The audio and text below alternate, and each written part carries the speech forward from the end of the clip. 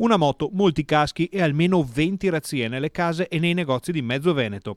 Ma Douglas Gabrieli e Paolo Massaroni hanno messo a segno il loro ultimo colpo. È proprio questo il nome della brillante operazione condotta dai carabinieri di Bassano del Grappa e coordinata dal PM Alessandra Bloch della Procura di Vicenza, che ha permesso di arrestare i 2 italiani di origini sinti residenti nel Vicentino. È durata circa 3 mesi, anzi 4 mesi, dove sono stati due persone italiane ma di origini sinte, sono state riconosciute come autori e autrici di circa 20 colpi tra furti e rapine, furti in abitazione e in esercizi commerciali da agosto ad oggi.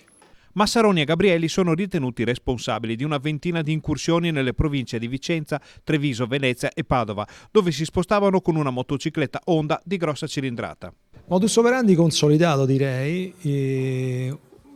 Gabrieli rimaneva alla guida della motocicletta, mentre il Massaroni scendeva, colpiva e poi raggiungeva velocemente il compagno per poi darsela a gambe. I 2 arrivavano a fare anche 3 o 4 furti di fila, spostandosi rapidamente da un negozio a un'abitazione senza soluzione di continuità.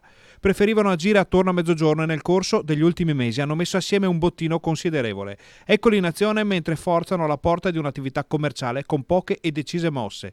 Alla fine sono stati incastrati dai filmati di sorveglianza di molte telecamere, da testimonianze e dalle attività investigative.